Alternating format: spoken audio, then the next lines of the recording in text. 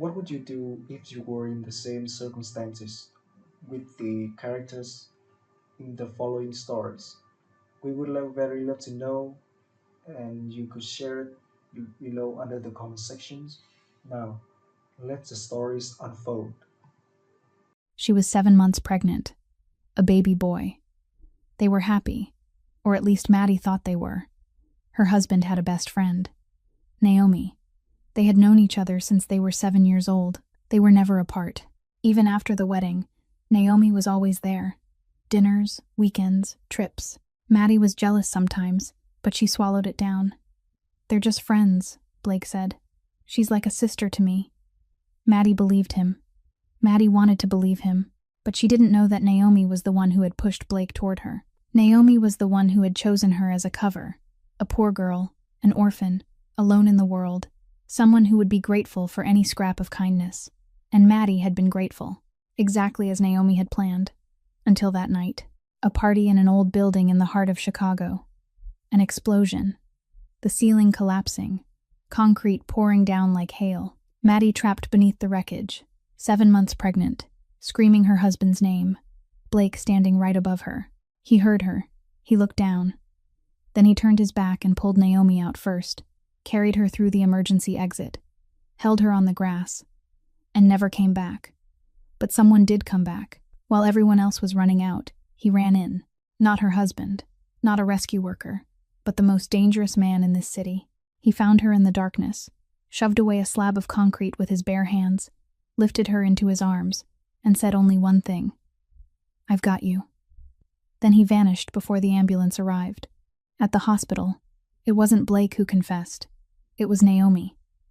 She came into Maddie's room carrying flowers, smiling gently, then spoke the words that shattered everything Maddie had ever believed. This marriage had been staged. This love had been scripted. And Maddie, from beginning to end, had been nothing more than a pawn. But Naomi had miscalculated one thing. She thought Maddie would collapse. She thought Maddie would cry, beg, then let go. But this time, Maddie didn't cry. This time, she was angry. And a woman who becomes angry at exactly the right moment is more frightening than any mafia boss. Subscribe to the channel now, because this story will leave you unable to stop. Hit like if you believe karma never misses anyone, and share this with someone who needs to hear it. That rising from the ruins isn't a miracle. It's a choice. Naomi had just stepped out of the hospital room, and the scent of her perfume still lingered in the air. Maddie lay there, her eyes fixed on the ceiling, one hand resting over her stomach. The baby kicked. A hard kick, as if the child were telling her that he was still here. Maddie drew in a long breath, then another, then another. She didn't cry. She had cried enough already. Cried when Blake forgot their wedding anniversary. Cried when she went to prenatal checkups alone. Cried when she lay beneath shattered concrete, screaming her husband's name, and her husband never came back. Tears didn't change anything. Tears didn't keep anyone. And Maddie didn't want to keep anyone anymore. She reached for the phone on the bedside table and dialed Ruth's number. The phone rang twice. "Maddie, honey, are you okay?" "I'm on my way." Ruth's voice was breathless, full of worry. Maddie swallowed, and her voice came out calm in a way that startled even her, so calm that she barely recognized it herself. "Mom, I need you to find me a lawyer, the best lawyer you can find." Silence on the other end of the line. Ruth understood at once. She didn't ask why. She didn't ask what had happened. She only said, "I'll take care of it." Then she hung up. Maddie set the phone down and closed her eyes. She felt a reassuring stir from within. She rubbed her stomach gently. I know. 20 minutes later, the hospital room door opened. Blake walked in. He looked exhausted, his hair disheveled, the collar of his shirt wrinkled. But Maddie saw it immediately. His exhaustion wasn't from worrying about her. He was tired because he had just finished comforting Naomi. He was tired because he had to keep performing the role of husband. "Are you okay?" Blake asked, stopping at the foot of the bed instead of coming closer. He didn't take her hand. He didn't touch her stomach. He just stood there, his hands shoved into his pockets, his eyes lowered to the floor. Maddie opened her eyes and looked straight at him. "Sit down." Blake sat. He seemed uneasy, as if he sensed that something was different. And he was right. "Naomi was just here," Maddie said. her voice even. Blake's face went pale. He opened his mouth, but Maddie didn't give him the chance. She told me everything, from beginning to end. How she sent you to find me, how this marriage was her script, how I was nothing but a cover so the two of you could go on peacefully together. Every sentence Maddie spoke was slow and clear, like nails being driven into wood. Blake sat there, his lips moving, but no sound came out. For the first time in 3 years, he didn't have an answer ready. No, you've got it wrong. No, she's just a friend. Nothing at all. I'm filing for divorce, Maddie said.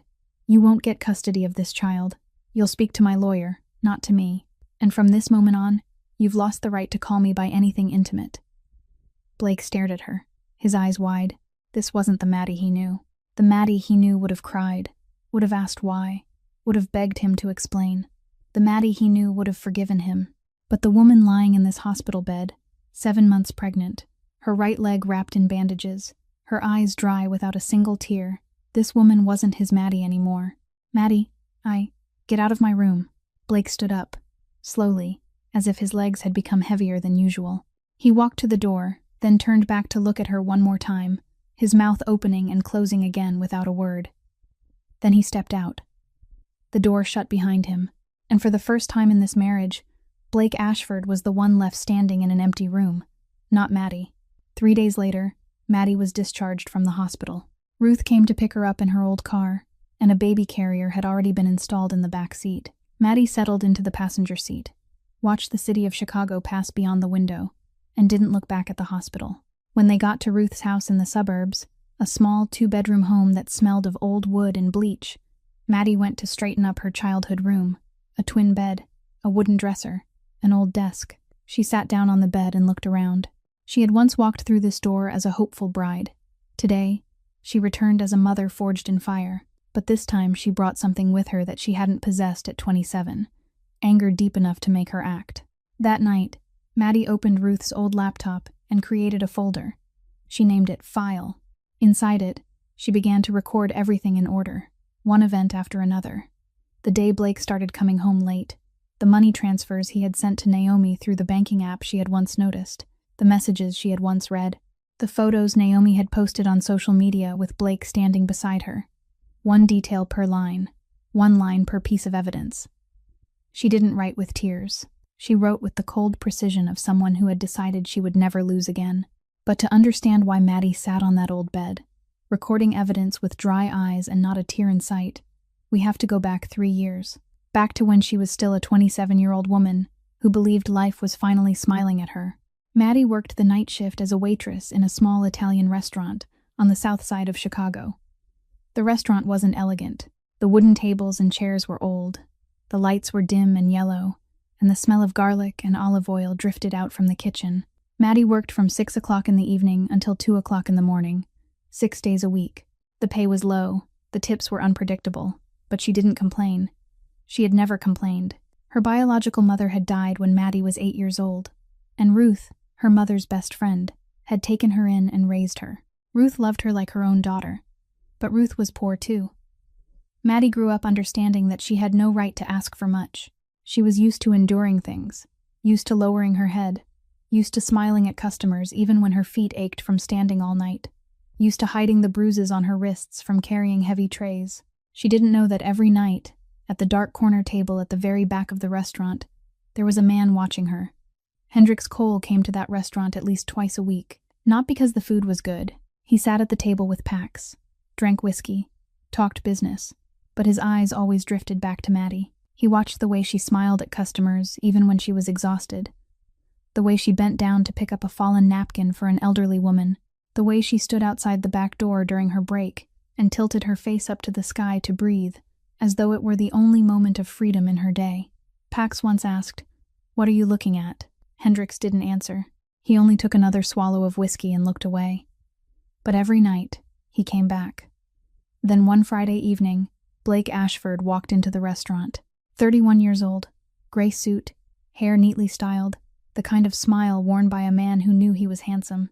He sat at one of Maddie's tables, ordered a glass of wine, and started making conversation. "Have you worked here long?" Maddie was shy. She wasn't used to handsome men talking to her. She answered briefly, lowered her eyes, and hurried away. Blake left his number on a napkin. Maddie didn't call. Blake came back the next night, then the night after that. Roses. Coffee delivered right to the counter. Sweet messages. I've never met anyone with a smile as beautiful as yours. No one had ever treated Maddie that way before. Her heart began to give in. She didn't know that before Blake walked into the restaurant that first night, a phone call had already taken place. Naomi called Blake at 5 o'clock that evening. I need you to have a wife. A gentle girl. A good girl. Someone no one pays attention to. The kind of person who'd be grateful to anyone who's kind to her. So no one will suspect us. Blake asked. Why do I have to marry someone else? Naomi gave a soft laugh on the other end of the line, her voice sweet and cold at once. Because I'm not ready to go public yet. But if you love me, you'll do it. Blake loved Naomi. Blake had always loved Naomi, since they were 7 years old, since before he even understood what love was. He would have done anything she told him to do. And Naomi told him to go to that restaurant and find a suitable girl. Maddie was the perfect target. Poor, orphaned, alone, hungry for love enough that she wouldn't ask questions when love came too fast. In the dark corner, Hendrix watched Blake flirt with Maddie. He watched her smile, watched her blush, watched her lower her head in shyness. Hendrix set his whiskey glass down a little too hard. Pax glanced over. Do you know her? No. Then why do you look like you want to punch that guy? Hendrix didn't answer. He left the restaurant earlier than usual that night. 3 months later, Maddie got pregnant by accident. She was frightened, trembling, and she called Blake in a voice full of apology, as though it were somehow her fault. Blake said nothing for an entire week. Maddie thought he was going to leave her. She had already begun preparing herself to raise the baby alone. But Blake came back, went down on one knee, and opened a ring box. Marry me, Maddie cried. She thought it was happiness. She didn't know that before he knelt down, Blake had called Naomi. She's pregnant. What am I supposed to do? Naomi replied, Perfect. Marry her. Now she'll never leave you, and no one will suspect us anymore. Ruth was the only one who didn't believe it. She looked at Blake with the eyes of someone who had lived long enough to know the difference between real kindness and false kindness. Honey, why so fast? 3 months. What do you really know about him? Maddie smiled, her eyes bright, one hand resting on her stomach. Mom, he loves me. He proposed to me. For the first time in my life, someone wants to stay with me. Ruth wanted to say more, but when she saw that look in Maddie's eyes, she swallowed her words, because how could she bear to take away the only thing that was making her daughter happy? Even when she had the feeling that happiness was as thin as paper. The wedding was small and rushed, no more than 20 people. A little church in the suburbs. Maddie wore a white dress bought on sale and smiled with all the radiance of a woman who believed in her own future. Blake stood before the altar and spoke his vows in the voice of a man who sounded exactly like he loved his wife. Naomi sat in the second pew, one leg crossed over the other, red lips, a faint smile on her face. When Maddie turned to greet the guests, Naomi hugged her, holding on a little longer than necessary, then whispered in her ear, Take good care of him for me. Maddie felt a flicker of discomfort, but she forced a smile and brushed it aside. And Hendrix, he learned that Maddie had gotten married through Pax. That night, he sat alone in his dark office, a bottle of whiskey in front of him, the lights off. Pax stood in the doorway, looking in. You could have. She's happy, Hendrix cut in, his voice low. That's enough. But he finished the entire bottle of whiskey that night, and he didn't go back to the restaurant for a month after that. In the first months after the wedding, Maddie thought she had finally touched a dream. The 2-story house in Lincoln Park that Blake bought was larger than any place she had ever lived. A big kitchen, a living room with glass doors opening onto the yard, an upstairs bedroom with thin white curtains that let in the morning light. Maddie woke each day, looked at Blake sleeping beside her, and thought that life had finally decided to make it up to her. But the dream began to crack in the 3rd month. Blake started coming home late. At first it was 10 o'clock at night, then 11, then midnight. Work is busy, don't wait up. Maddie still waited. She sat at the dining table, her plate of rice gone cold, listening for the sound of a key at the door. When Blake came home, he went straight upstairs, showered, lay down in bed, and turned his back to her. No kiss on the forehead, no asking whether the baby had kicked, no hand resting on her stomach. Blake's phone was always face down on the table. Once, Maddie saw him smile at the screen, the kind of soft, gentle smile he had given her during those 3 months of courtship, but never once gave her after the wedding. Who is that? A coworker. Something from work. He shut off the screen. Maddie swallowed her questions. Then money started disappearing. Maddie didn't control the finances. Blake handled all of it, but she had access to the banking app. One day, opening it by accident, she saw regular transfers, twice a month, not small amounts, sent to an account she didn't recognize. She asked him about it. Blake snapped. "Naomi's having a hard time. I'm helping her out. You ask too many questions." Maddie apologized. She was always the one apologizing. She apologized for asking, apologized for being jealous, apologized for taking up too much space in her husband's life. Naomi began showing up more and more often. Friday night dinners at their house every week. Weekend movies, group trips with Blake's friends, people Maddie didn't know at all. Naomi sat beside Blake, laughing and talking with easy confidence, her hand touching his shoulder, brushing his arm, as though Maddie weren't even there. Blake never moved Naomi's hand away. He laughed right along with her. "She's been my friend since we were 7, Maddie. She's like a sister. You're being irrationally jealous." Maddie wiped away her tears and nodded. "Yeah, maybe I am being irrational." On their first wedding anniversary, Maddie cooked a special dinner. She bought candles, spread out a white tablecloth, made pasta from a recipe she had learned online. She wore the only dress that still fit over her 5-month pregnant belly. And she waited. 7 o'clock, 8, 9, 10, 11. Blake came home smelling of alcohol, with a long black hair caught on his collar. Maddie's hair was light brown. Naomi's was long and black. "I forgot," Blake said, never looking at the table. "I've been too busy. I'm going to bed." Maddie stayed there alone at the table. The candles burned down to nothing. The pasta went cold. She cleared the dishes in silence, washed them at midnight, and let her tears fall into the sink, mixing with the soap bubbles. But she still didn't ask questions, because asking questions meant facing the answers, and Maddie wasn't ready for that. In the 5th month of her pregnancy, Maddie went to a prenatal appointment alone for the 3rd time in a row. The first 3 times, she had still made excuses. Blake had a meeting. Blake was on a business trip. Blake had something urgent come up. This time, she made no excuse at all. She simply went alone in silence. The doctor moved the ultrasound wand and pointed to the screen. "Healthy baby boy, your husband isn't with you today?" Maddie forced a smile. "He's busy with work." The doctor looked at her for 1 extra second, then nodded. Maddie stepped out of the hospital into a Chicago downpour. The rain came hard, the wind blowing sideways, her umbrella flipping inside out. She stood at the hospital gate, 5 months pregnant, hair plastered to her face, clutching her file of prenatal records, watching the line of passing cars as not one of them stopped. She lifted her hand to call a cab, but none were available. She stood there for 5 minutes, then 10, shivering from the cold. Then a sleek black car pulled over to the curb. The window rolled down. A familiar man's face looked out. Hendricks. Maddie recognized him, the man who used to sit in the dark corner of the restaurant where she had once worked. She didn't know his name, didn't know who he was, only vaguely remembered the sharp angles of his face and the dark color of his eyes. "Get in. It's raining." His voice wasn't sweet. It wasn't flirtatious. It was just a direct statement, like something said by someone who had known her a long time. Maddie hesitated, but the rain was too heavy and she was too tired. She got in. The car was warm, smelled of leather, and filled with silence. Hendricks didn't ask many questions.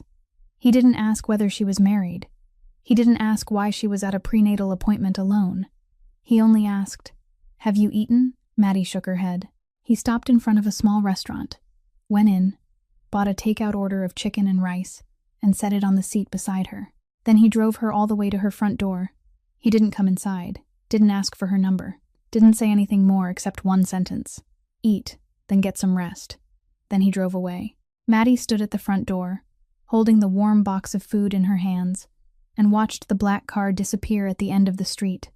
She felt a little confused, but then she went inside, set the food on the table, and thought only one thing: whether Blake had eaten dinner yet. Her mind held only Blake. It had always held only Blake, and that was Maddie's greatest tragedy. that she gave her whole heart to a man who had never given her even the smallest corner of his own. One Saturday afternoon, while Maddie was lying upstairs on the bed, 6 months pregnant, and trying to rest, she heard the front door open and then close. The familiar sound of high heels clicked across the hardwood floor downstairs. Naomi. She had come without warning, as always, as if this were her house. Maddie thought about going downstairs to greet her, but she was too tired, so she stayed where she was, her eyes half closed. Then she heard voices rising from the living room. Naomi's voice was quiet, but sharp, the voice of someone accustomed to giving orders. "How long are you planning to keep wearing this mask?" "I'm tired of coming here and pretending to smile at her. Tired of having to share you with someone who doesn't deserve you." Blake's voice was lower, harder to make out. "You know the situation I'm in. She's pregnant. That's her problem, not ours. Do you think she can keep you with that pregnant belly of hers? Leave. Divorce her. Pay child support and be done with it." Silence. Maddie lay frozen on the bed, her heart pounding, her hand clutching the blanket. She heard the words leave and divorce clearly enough, but then Blake said something too softly for her to catch, and Naomi laughed. It was a light, high laugh, like the sound of a bell. Then silence again. Maddie lay there with her eyes wide open, staring at the ceiling, her heartbeat thundering in her ears. She told herself she must have heard wrong. They must have been talking about someone else. Naomi must have been telling some story about friends. That had to be it. It had to be. Because if it wasn't, then everything she had was a lie, and Maddie wasn't ready to live in a world where everything was a lie. But Naomi wasn't only manipulating Blake. Outside this false marriage, Naomi Prescott was playing a much larger game. Naomi was 33 years old, beautiful, intelligent, and entirely incapable of loving anyone. Naomi looked at men the way other people looked at tools, each one made for a different purpose. Blake was emotion, the man willing to do anything she wanted because he loved her blindly. Beyond Blake, there was a surgeon in the North Shore, 43 years old, divorced, sending Naomi money for rent every month because he believed she was about to move in with him. There was a 40-year-old lawyer downtown who brought Naomi into high society events, convinced that she loved him. And there was a 29-year-old man named Kyle who worked in finance and had bought Naomi the $2,000 handbag she carried into Blake's house every Friday. 4 men, and not one of them knew the others existed. Naomi kept all of them under control with charm and vague promises. She never said "I love you," but she always made them feel that she was just about to. That was Naomi's art, giving just enough hope to keep someone waiting, never enough to let them feel secure. But not everyone was deceived. One evening, Blake took Maddie to a coworker's birthday party at a restaurant downtown. Maddie didn't want to go. She was 6 months pregnant and exhausted, but Blake so rarely invited her anywhere that she made the effort. The party was crowded, and Maddie didn't know a single person. She stood in a corner holding a glass of orange juice. Blake disappeared into the crowd with Naomi almost the moment they arrived. Maddie stood there alone in the middle of all that laughter and conversation, one hand resting on her stomach, looking around for a friendly face. Then a young woman walked up to her, short blonde hair, blue eyes, pale pink lipstick. She looked about 25 years old. She was holding a glass of wine. She looked at Maddie, then glanced toward Naomi, who was laughing with Blake on the other side of the room. "You know Naomi too?" the young woman asked. Her voice sounded ordinary, but her eyes didn't. There was something in those blue eyes, something Maddie couldn't quite read. Bitterness, curiosity, pity. "Yes, she's my husband's best friend," Maddie answered. The young woman looked at Maddie for 1 second longer, her lips pressing together slightly, as if she wanted to say something but held herself back. Then she nodded. "I understand. I'm Kelsey. Maddie." Kelsey gave her a small smile, the kind of smile Maddie didn't know how to interpret. "Take care of yourself."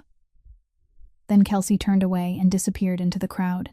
Maddie remained standing there, slightly confused, but she didn't think much of it. She didn't know who Kelsey was, didn't know what connection she had to Naomi, and didn't know that those blue eyes were carrying a bomb that would explode at exactly the right moment. 1 month after the coworker's birthday party, on a Thursday afternoon, Blake came home earlier than usual. Maddie was sitting on the bed folding baby clothes, 7 months pregnant, her back aching, her feet swollen. Blake stood in the bedroom doorway with his phone in his hand and said something Maddie thought she must have heard wrong. The company is having a party at the Langford tonight. Come with me. Maddie looked up, looked at Blake. He was asking her to go with him. For the first time in nearly 4 months, Blake was inviting her somewhere. Maddie's heart began to race, not with suspicion, but with happiness. A happiness so sharp and immediate that it made her forget every night spent waiting beside a cold dinner, forget the black strand of hair on his collar, forget Naomi's voice drifting up from the first floor. She was happy because her husband wanted her to go with him. That alone was enough to make Maddie happy. She spent 2 hours getting ready. Tried on 3 dresses she had recently bought to fit around her pregnant belly, chose the dark blue one, the only one that wasn't too tight, put on light makeup, lined her eyes, brushed on lipstick. When she looked in the mirror, she thought she looked prettier than usual, or at least she wanted to believe she did. She wanted Blake to look at her that night and remember why he had married her, even though he had never married her for the reason she believed. The Langford was a 4-story building on Michigan Avenue, with architecture dating back to the 1920s.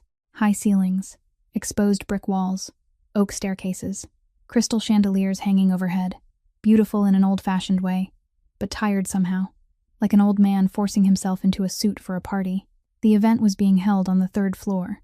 The staircase was narrow, and Maddie had to hold the railing and climb 1 step at a time, while Blake walked ahead without waiting for her. By the time they reached the top, the party room had opened before them, wide and crowded, perhaps 100 people inside, soft jazz playing, warm golden light everywhere. The moment Maddie stepped in, she saw her. Naomi was standing beside the bar in a tight red dress, black hair falling over her shoulders, smiling the instant she saw Blake walk in. And Blake, at the exact moment he saw Naomi, changed completely. His back straightened, his eyes lit up, his stride quickened. He turned to Maddie and said quickly, "Stay here. I need to go greet a business partner." Then he walked straight toward Naomi. Not a business partner, not a coworker, Naomi. Maddie stood alone in the middle of the room, holding the glass of orange juice a server had handed her, 7 months pregnant, wearing the dark blue dress she had spent 2 hours choosing. She watched Blake lead Naomi toward a small side room, his hand resting on the small of Naomi's back with the ease and familiarity of someone touching what already belonged to him. The door to the little room closed behind them. Maddie stood there, the smile fading from her lips, the orange juice cold in her hand. She didn't cry. She only stood there and felt herself disappearing in a room full of people. But one man saw her. Hendrix Cole was standing in the far corner of the room, a glass of whiskey in his hand, Pax beside him. He had come to the party because of legitimate business, one of the masks he maintained to cover the real empire beneath it. He saw Maddie walk in, saw how hard she was, trying to look beautiful, trying to smile, trying to believe. Then he saw Blake leave her standing there and take Naomi into a private room. Hendrix tightened his grip on the glass. Pax noticed and said quietly, "Easy." Hendrix didn't answer. He only looked at Maddie standing alone in the middle of the party, and something in his chest drew tight, as if an invisible hand had closed around it. Pax glanced around, then leaned toward Hendrix and lowered his voice. "There's something else. This building has problems. I heard the owner has been cutting maintenance for years. The structure on the 3rd and 4th floors is showing signs of weakness. Cracked walls, bent steel beams. Be careful." Hendrix looked up at the ceiling. A thin crack ran from the corner of the room toward the center, fine as a strand of hair, but unmistakably there. He nodded and stored it away in his mind. Then he looked back at Maddie. She was still standing there, alone, surrounded by soft jazz and the laughter of strangers. And Hendrix had the feeling that this night would not end normally. It came without warning.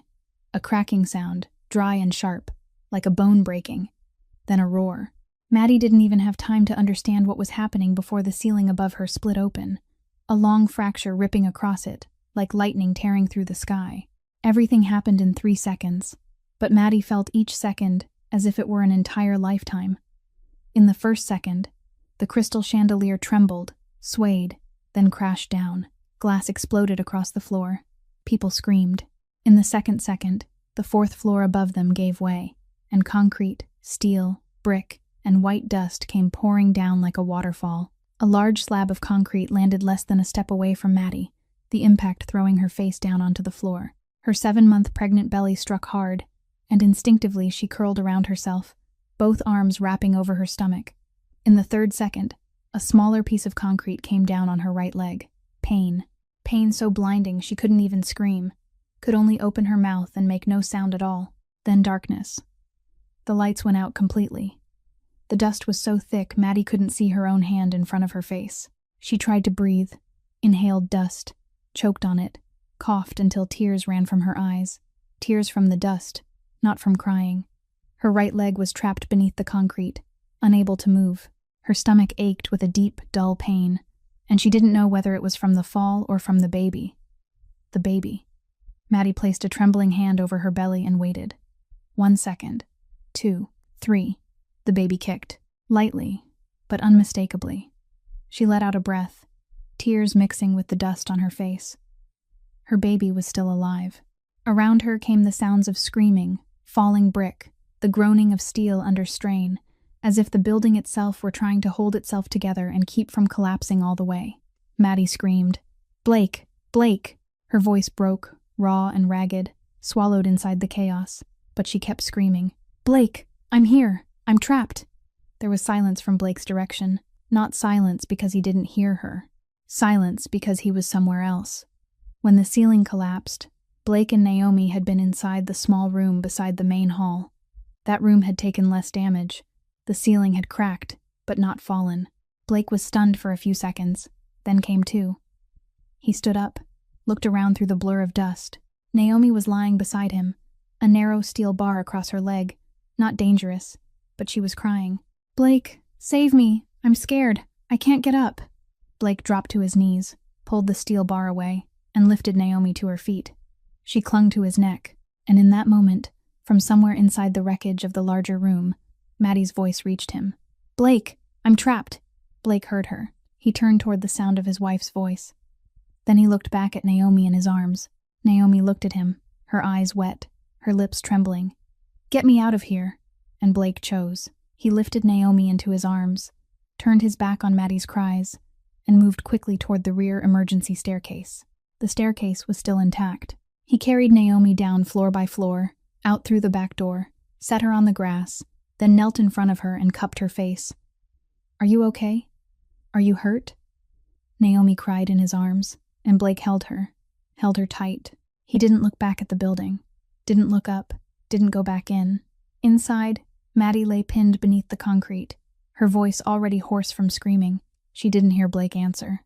The dust began to settle a little, but the darkness stayed thick and absolute. The structure above her cracked again, and smaller fragments fell onto her body, her face, her belly. She wrapped her arms around her stomach and curved over it to shield her child. The building groaned. That sound was more terrifying than anything else, because it meant it wasn't over. It could collapse again at any second. Maddie began to cry, not because she was afraid of dying, but because she was screaming her husband's name, and her husband wasn't coming. Then footsteps, fast, hard, moving in the opposite direction from everyone else who was running out. Someone was running in. Maddie heard stone kicked aside, brick shoved away, heavy breathing coming closer. Then a man's voice, low and urgent. "Where are you? Keep talking. I'll follow your voice." Maddie didn't recognize the voice. It wasn't Blake. She screamed, "Over here! My leg is trapped." The darkness moved closer. Then a hand touched her shoulder. Warm, large. That hand slid down her arm, found her hand, and squeezed it gently, as though saying, "I'm here now." Then the hand left her and moved down toward her leg. Maddie heard the man let out a strained sound as he braced himself and pushed against the slab of concrete. Once, twice, on the third try, the slab shifted. Maddie's leg came free. Pain shot through her, and she cried out. Then 2 arms slid beneath her back and her knees and lifted her up. Maddie opened her eyes into the dusty dark. The man's face was very close to hers. She saw the sharp line of his jaw, dark eyes, blood on his forehead, white dust in his hair. Hendricks. His voice was rough from the dust, and he said only 4 words. "I've got you now." He carried her through the wreckage, stepping over broken brick and bent steel. Every step careful, one arm holding her close, the other shoving obstacles aside. Above them, the building was still groaning. Pax stood at the doorway, shouting, "Move!" Hendricks stepped out into the open, and the cold night air struck Maddie's face. She drew in a deep breath, her lungs burning, but it was the first clean breath she had taken since the ceiling came down. He laid her on the grass in front of the building, gently, as though he was afraid of hurting her any more than she already was. Maddie lay there on the grass, looking up at the night sky, breathing hard, one hand on her belly. The baby was still kicking. She turned her head to the left, and she saw, on the other side of the lawn, beneath the yellow glow of the streetlights, Blake was holding Naomi. The two of them sat on the grass, Naomi with her head against Blake's chest, Blake stroking her hair, saying something to her in a voice too low to hear. He wasn't looking toward the building, wasn't looking toward Maddie, as if she did not exist at all. Hendricks followed Maddie's gaze and saw what she was looking at. He understood. He said quietly, "Don't look over there." Then the sound of an ambulance siren rose in the distance, red lights flashing at the far end of the street. Hendricks stood up. Maddie reached out and caught his sleeve without thinking, like a child afraid of being left behind. He looked down at her hand, gripping his jacket, was silent for a second, then gently loosened her fingers and pulled free. "You'll be all right. They're here now." Then he stepped back into the darkness, Pax behind him, and before the ambulance came to a stop beside the lawn, Hendricks Cole had disappeared, as if he had never been there at all. Maddie had been lying in her hospital room for 2 days. Her right leg was bandaged, the cut from the concrete deep, and the doctor had said she was fortunate that no bones had been broken, though she would need complete rest. The ultrasound showed that the baby boy was stable, his heartbeat normal. The doctor said she was very lucky. Maddie didn't feel lucky. She lay there staring at the white hospital ceiling, one hand resting on her stomach, while her mind played the same image over and over again, Blake holding Naomi on the grass. He hadn't come back. He had heard her screaming and hadn't come back, but she still didn't want to believe what she had seen. Because to believe it would mean that the last 3 years had been a lie. And Maddie wasn't yet strong enough to face that, until Naomi walked in. On the afternoon of the second day, the hospital room door opened. Naomi stood there in a white dress, her hair loose around her shoulders, a small bouquet of white daisies in her hand. She smiled, the same gentle smile Maddie had seen hundreds of times over the past 3 years. "Maddie, I came to see you. Are you feeling any better?" She walked in, set the flowers on the bedside table, and pulled up a chair beside the bed. Maddie looked at her, her heart beating faster, but she kept her face calm. "Thank you. You really frightened me. It was such chaos that day. I was hurt a little too, but thankfully Blake got me out in time." That sentence. Thankfully Blake got me out in time. Naomi said it as though it were the most ordinary thing in the world, as though a pregnant woman's husband saving Naomi before his own wife were something natural, something that needed no explanation. Maddie swallowed. "Yes, lucky for you." Silence hung in the room for a few seconds. Naomi looked at Maddie, then lowered her gaze to Maddie's pregnant belly. And something in Naomi's eyes changed. The gentle smile disappeared. In its place came something Maddie had never seen on that face before. The truth. "Maddie, you know, I think it's time you learned a few things." Naomi's voice was no longer sweet. It was flat, even, cold, like someone reading off a grocery list. "Blake loves me. It has always been me, since we were children." Maddie felt the hospital room shrink around her. The air grew heavier. The steady beeping of the fetal heart monitor beside her suddenly sounded louder than it had a moment before. "What?" Maddie asked, her voice small. "The fact that he married you, that was my idea." Naomi said it while looking straight at Maddie without blinking. "I needed him to have a wife. A gentle girl, a good girl, someone no one would notice. The kind of person who'd be grateful to anyone who showed her kindness.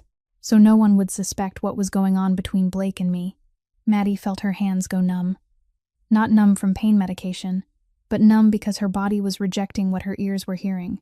"I chose you because you were perfect for the role. Poor, orphaned, lonely, never truly loved by anyone.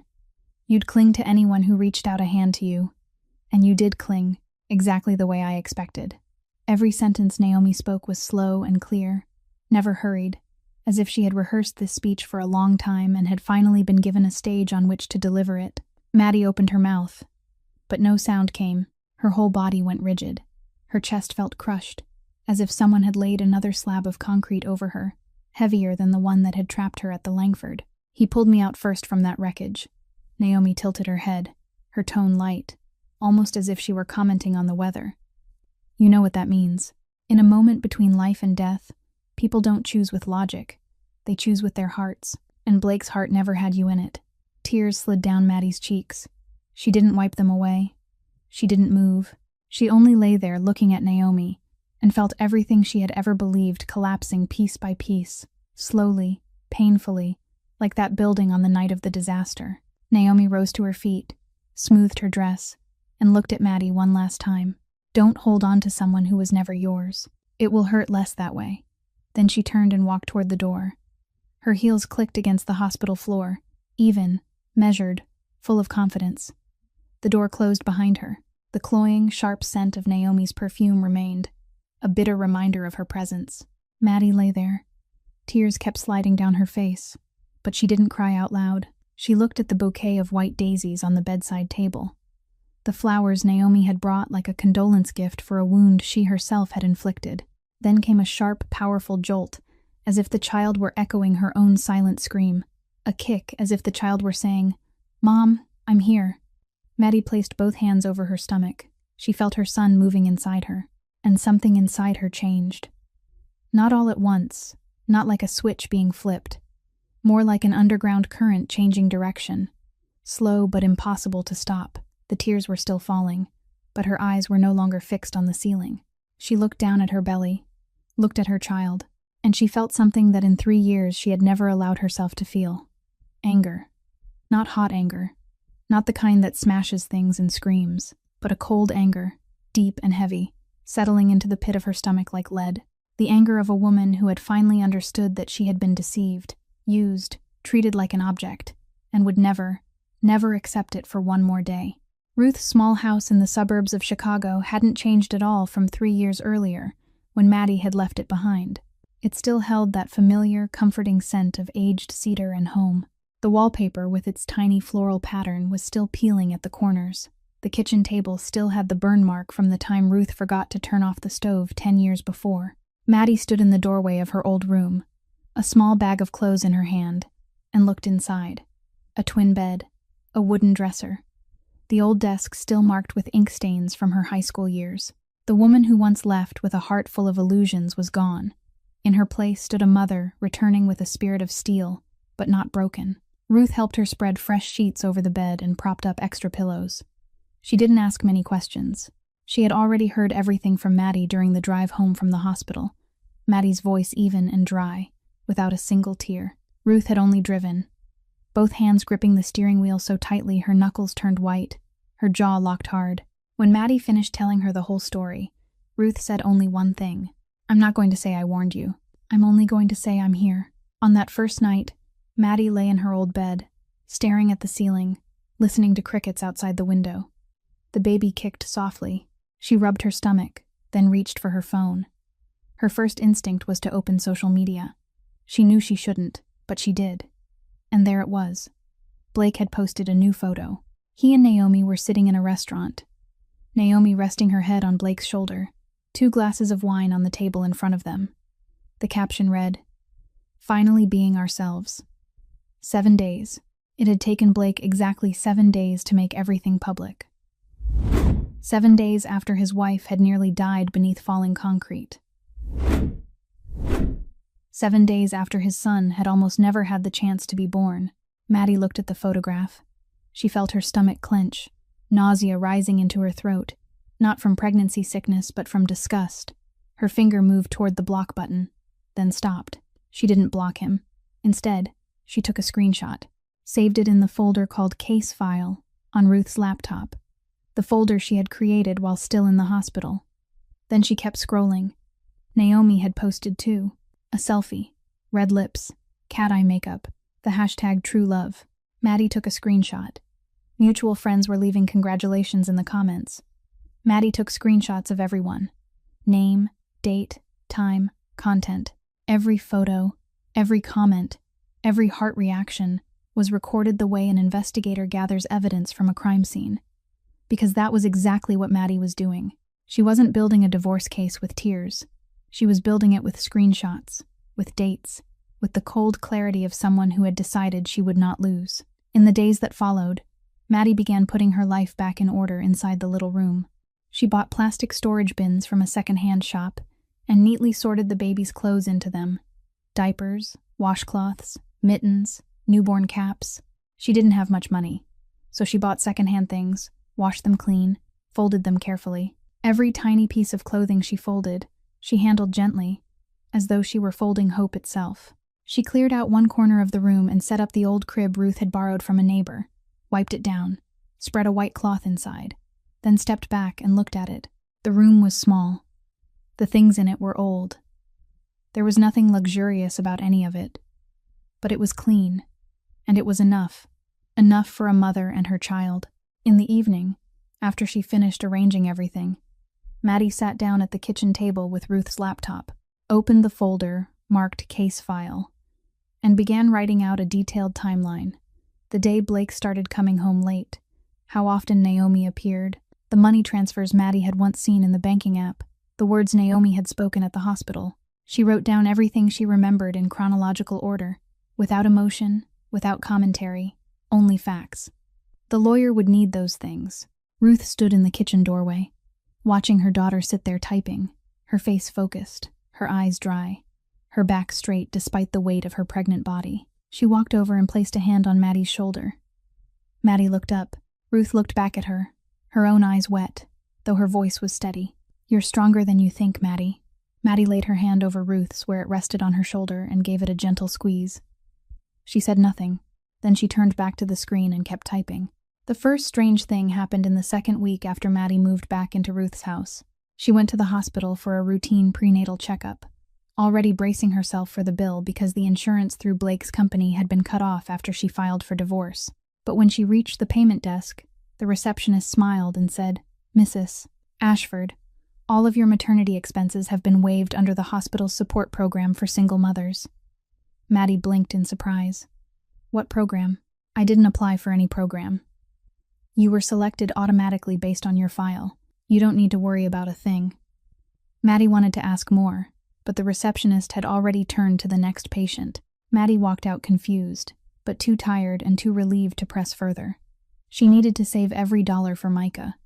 If the hospital was waiving the cost, she would accept it and not ask why. The second thing happened a week later. The wooden fence in front of Ruth's house had been rotting for years, leaning to one side, with several boards missing. Ruth didn't have the money to fix it, and neither did Maddie. But one morning, Maddie opened the front door and stopped short. The fence was new. Clean wood, painted white, straight and solid, every post firmly set, as if someone had come in the night and finished the whole thing before dawn. Maddie looked at Ruth. Ruth looked at Maddie. "I didn't call anyone to fix it. Neither did I." The two of them stood staring at the bright new fence in silence. Ruth folded her arms. "Someone is helping us." Maddie stood on the porch with one hand around her belly, looking at the white fence glowing in the early sunlight. For the first time in months, she felt that someone was thinking about her. She didn't know who. But the feeling was warm, light, like a thin blanket draped over her shoulders on a cold night. Then the grocery bags started appearing. Every Monday, on Ruth's doorstep, there was a large paper bag filled with milk, eggs, fruit, bread, and chicken. No name, no note. No one ever saw who left it there. Maddie woke up at 6 o'clock in the morning, and the bag was already there.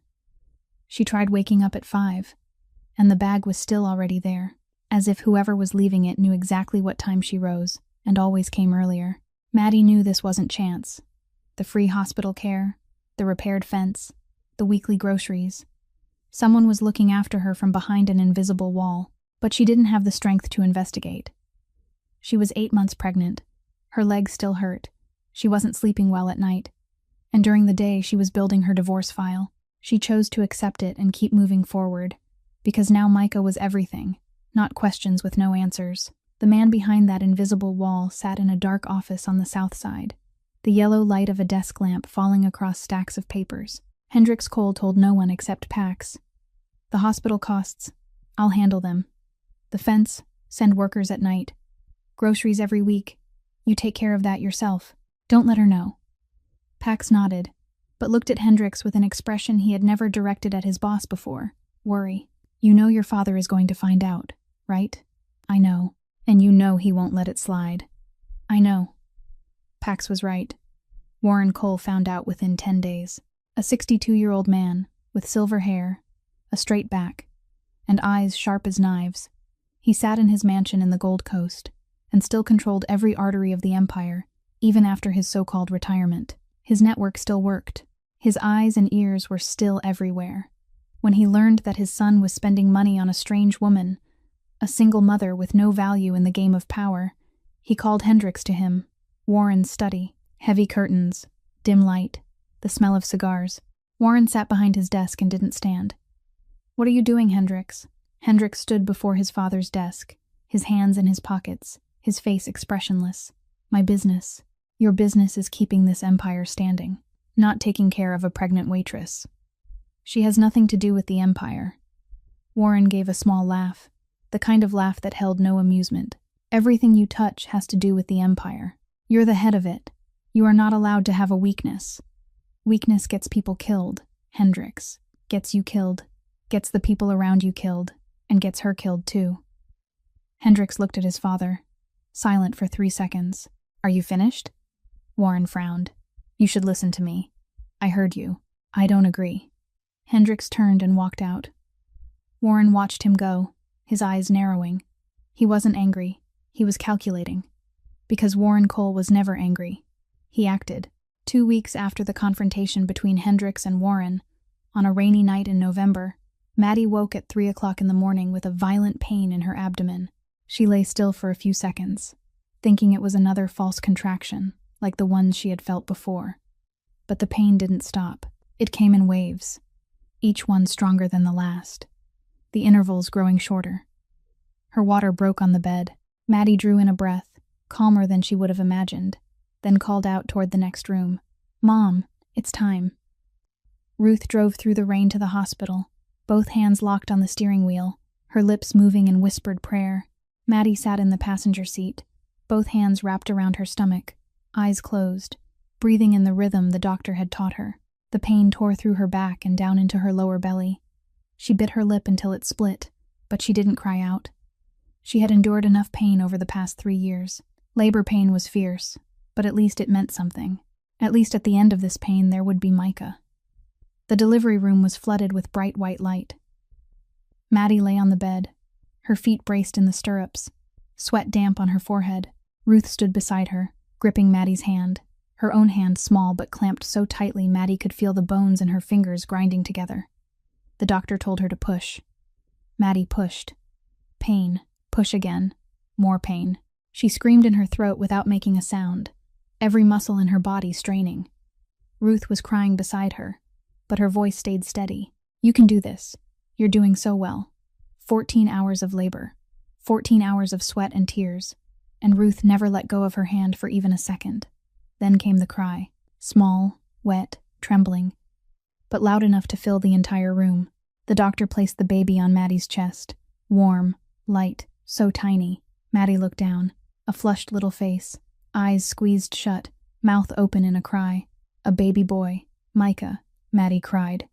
Not from pain, not from anger, not because of Blake, but because for the first time in her life, she was looking at someone who belonged completely to her, someone who wouldn't leave her, wouldn't deceive her, wouldn't choose someone else instead of her. Ruth bent down and kissed Maddie's forehead, her tears falling onto Maddie's cheek.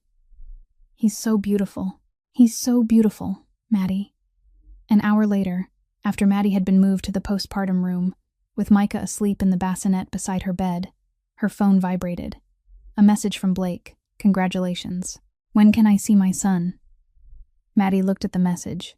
She didn't reply. She opened the laptop, took a screenshot, and saved it in the folder called Case File. Beneath it, she added a note. The baby's father only sent a text message. Did not come to the hospital. Did not call. Did not ask about the labor or delivery. Then she closed the laptop and placed the phone face down on the bedside table. That afternoon, a nurse knocked on the door and carried in a small bouquet. White flowers, simple ones, wrapped in brown paper. Someone sent these for the mother in room 307. There's no sender name. Maddie looked at the bouquet. There was no card, no note, no name. Only white flowers, clean and quiet. She set the bouquet on the bedside table beside Micah's bassinet. She didn't know who had sent them, but she felt something familiar. The same feeling she had when she saw the new fence in front of Ruth's house. The same as the grocery bags that appeared every Monday morning. Someone was out there, not speaking, not showing himself, but always there. Maddie leaned over the bassinet and watched Micah sleeping. His tiny fingers curled tight even in his dreams. She whispered, her voice so soft that only Micah and the white flowers could hear it. "It's just you and me now, Micah. Just you and me." The first month with Micah was the longest month of Maddie's life. Her exhaustion wasn't born of sorrow, but from the sheer weight of new motherhood. Micah fed every 2 hours, day and night, with no understanding of morning or darkness. She nursed him at 10 o'clock at night, then midnight, then 2 in the morning, then 4.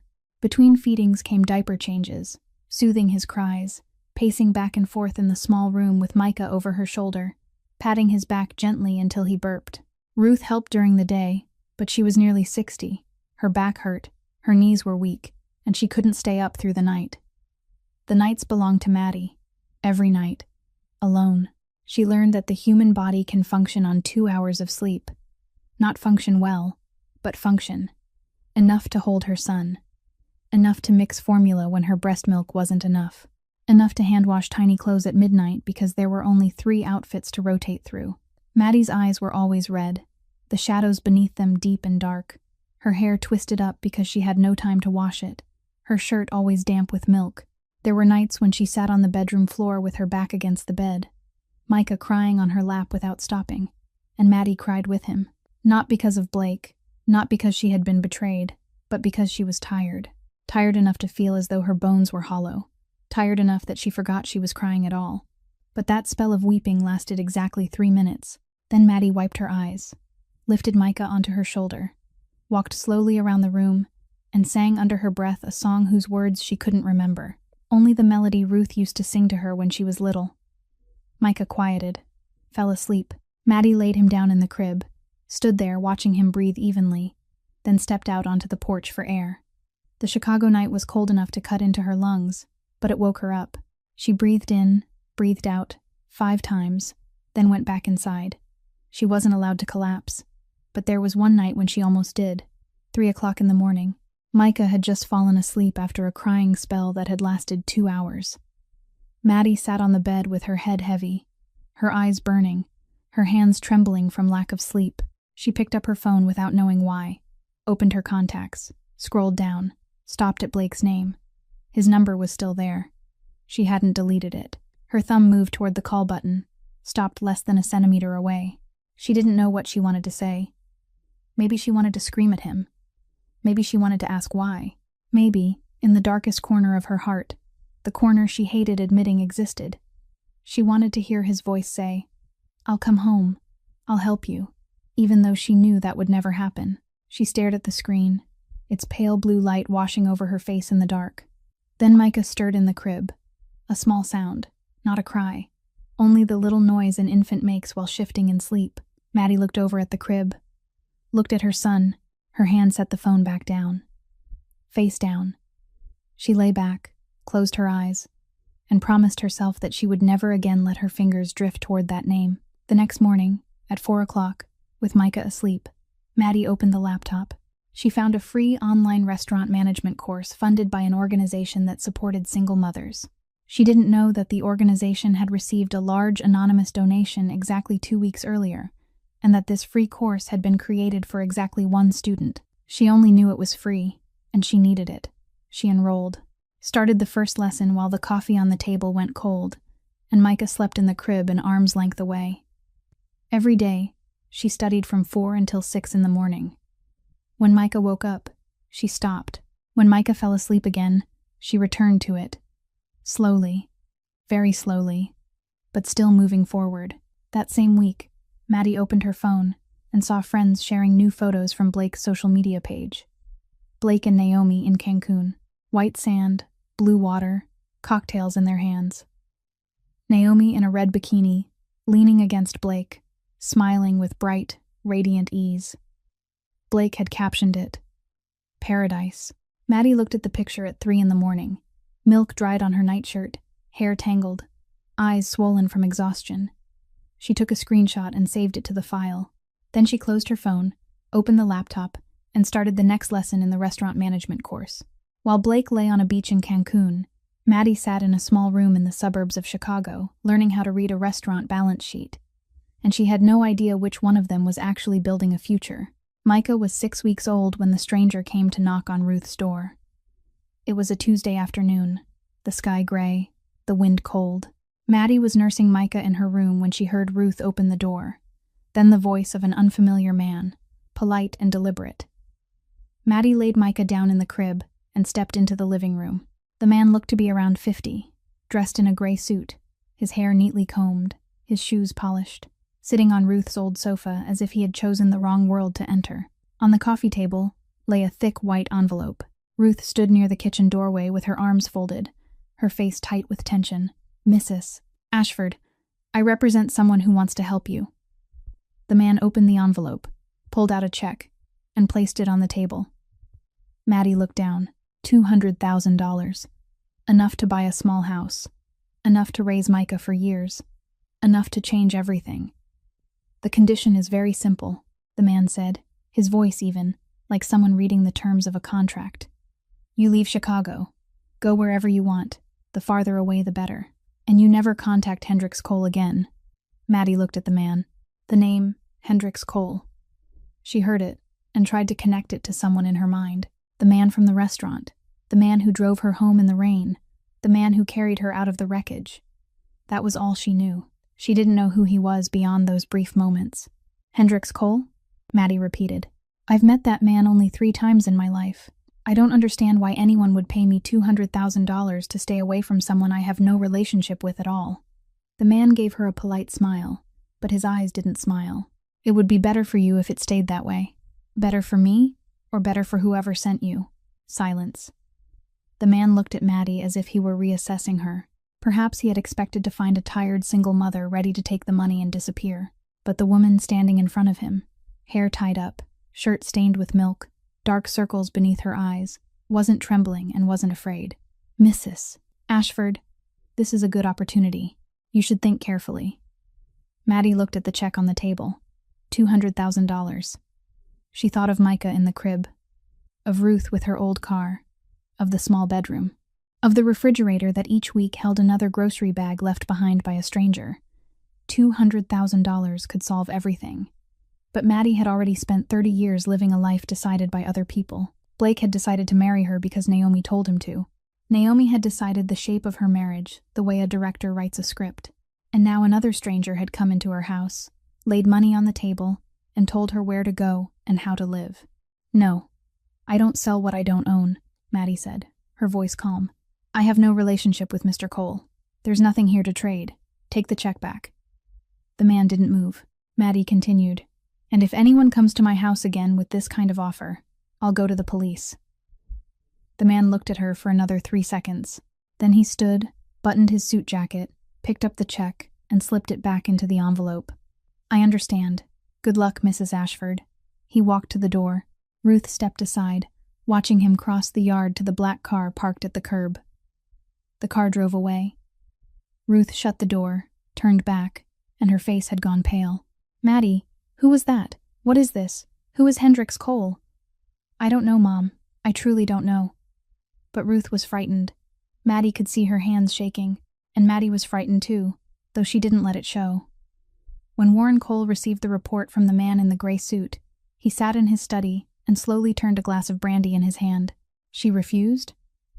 Refused and threatened to go to the police. Warren wasn't angry. He tilted his head, like a scientist studying an interesting specimen. A waitress, an orphan, poor, raising a child alone, and she refuses $200,000? He took a sip of brandy. Interesting, but foolish. 2 weeks later, Maddie lost her job. She had just found part-time work as a kitchen assistant at a bakery near Ruth's house, working mornings while Ruth watched Micah. The job didn't pay much, but it was enough to buy diapers and extra formula. On the 10th day, the bakery owner called her over. "Maddie, I'm sorry, but I have to let you go. We're reducing staff." Maddie knew it was a lie because the bakery had hired someone new just the day before, but she had no power to ask why. She only nodded, untied her apron, and walked out. A week after that, Ruth went to the grocery store and parked in the lot. When she came back, The rear of her car had been smashed in, and the back window was shattered. There were no cameras, no witnesses, no note. Only an old car with broken glass and an elderly woman standing there holding grocery bags, shaking not from the cold but from fear. Maddie looked at the damaged car, at Ruth standing there uneasy, at Micah asleep in the stroller. She felt something tightening around her life, slowly, deliberately. Losing the job wasn't bad luck. The car being hit wasn't an accident. Someone was sending a message. But Maddie couldn't connect any of it to Hendrix Cole, a man she barely knew. All she knew was that someone was closing a hand around her life and squeezing, and she had no idea why. The bomb went off on an ordinary Tuesday morning. Maddie was nursing Micah when her phone began vibrating over and over. An old friend from her restaurant days sent a message with a link. "Maddie, you have to see this." She opened it with one hand while the other held Micah. The screen filled with the social media page of a girl with short blonde hair and blue eyes. Kelsey, the girl from the coworker's birthday party, the one who had asked Maddie, "You know Naomi too?" With that strange look in her eyes that Maddie hadn't been able to read. Now Maddie could read it. Kelsey had posted a long statement, along with screenshots of text messages, bank transfers, stolen photographs, and a list. The post began with one sentence: "Naomi Prescott lied to me for a year, and I wasn't the only one." Kelsey wrote that she had met Naomi at a charity event. Naomi had been friendly, charming, and had introduced Kelsey to a wealthy man Naomi described as a friend. That man had started dating Kelsey, buying her gifts, making promises. But Kelsey discovered that he was also sending Naomi money every month, and Naomi was seeing him too. When Kelsey confronted her, Naomi laughed in her face. "Did you think you were special?" Kelsey was hurt, but instead of crying, she investigated, and what she found was far worse than she had imagined. Naomi Prescott wasn't manipulating just one person. Kelsey posted evidence of 4 men Naomi had been managing at the same time. The first was a 43-year-old surgeon in the North Shore, who paid Naomi's rent. A message Naomi had sent him read, "You're the only one I trust." The second was a 40-year-old lawyer in downtown Chicago, who took Naomi to high society events. Naomi's message to him said, "I've never met anyone like you." The third was Kyle, 29 years old, working in finance, buying Naomi handbags, shoes, and clothes. Naomi's message to him said, "You make me feel loved." And the fourth was Blake Ashford. There were photos of Blake and Naomi, their messages back and forth, the steady money transfers from Blake's account. One text Naomi had sent him read, "You're my home." 4 men, 4 sets of messages almost identical to one another, with only the names changed. Naomi copied and pasted love the way other people copied and pasted work emails. Each man received the same sweet words, the same promises, the same illusion that he was the only one. Kelsey's post spread like fire. Thousands of shares on the first day. The comments flooded in. Naomi Prescott's name became a hashtag. Naomi's friends turned on her. Her page was attacked with furious comments. She locked her account within a few hours, but it was too late. Everything had already been screenshotted, saved, and shared everywhere. Maddie read Kelsey's post while sitting still on the bed, Micah nursing peacefully in her arms. She looked at the screenshot of Naomi's text to Blake, "You're my home," and remembered what Naomi had said to her in the hospital. "Blake loves me. It has always been me." But now it turned out Blake hadn't been the only one Naomi loved either. He had only been the most convenient one. Maddie wasn't happy. She thought she would be happy when Naomi was exposed, but she wasn't. She only felt tired that 3 years of her life had been destroyed by a woman who treated human feeling like a game of arranging pieces on a board. Blake found out that same afternoon. He read Kelsey's post on his phone in the apartment he and Naomi had been living in after going public. His hand shook. His face went white. He called Naomi. The phone rang 4 times. Naomi answered, her voice normal, as if nothing at all had happened. "So you've read something online, haven't you? Is it true?" Blake asked, his voice thick and strained. "What exactly are you asking? Are you seeing other men?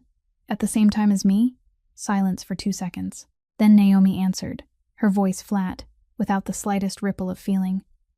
"Did you think you were special, Blake? You were the most convenient one, nothing more. You had a home I could go to, money I could spend, and feelings I could use when I needed them. That's all." Blake ended the call. sat down on the sofa and looked at the apartment he had rented for the two of them, looked at the photographs of them hanging on the wall, looked at Naomi's slippers still beside the door, and then he understood. This feeling, the feeling of being used, lied to, treated like an object. This was exactly what he had done to Maddie for 3 years. Karma didn't arrive with thunder. It arrived through a phone call in the middle of the afternoon, through the cold voice of the person he loved most telling him he was worth nothing. And the circle closed. 3 weeks after Naomi's scandal exploded, Blake called Maddie, 10 o'clock at night. Micah had just fallen asleep.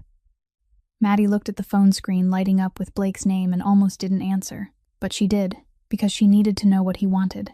Maddie. Blake's voice was different. No longer cold, no longer sharp, no longer the voice of the self-assured man she had known for 3 years. His voice was thin and shaking, like the voice of someone drowning and trying to keep his head above water. What? Naomi left me. Silence. Maddie waited. She used me. She didn't love me. She never did. I was only one of 4 men. She said I was the most convenient one. The most convenient, Maddie. I thought she had loved me since we were kids. Thought she was everything. And it turns out I was just something useful. Maddie sat on the bed with her back against the wall, her eyes on Micah's crib. She said nothing. I know I was wrong. I know I destroyed everything. But Maddie, can I come back? I'll change. I'll start over. I want to see my son. I want to see Micah. I'm his father. You have the wrong number. Maddie said it in an even voice, neither rising nor falling, neither angry nor sad, just even, like someone reading off a phone number. Maddie, please. I'm not your sweetheart. You speak to my lawyer. She hung up, set the phone down. Her hand didn't shake. Her heart didn't race. She looked at Micah sleeping, smoothed a hand lightly over him through the blanket, then lay down and closed her eyes. Blake Ashford called back several more times that night, his voice slurred and desperate. In his drunken ramblings, he confessed things he never would have said sober about the warnings he ignored at the Langford and the bonus his boss promised him. Maddie didn't say a word. She simply kept her phone recording until he hung up. The next morning, she blocked his number. In the weeks that followed, Blake collapsed as quickly as a row of dominoes.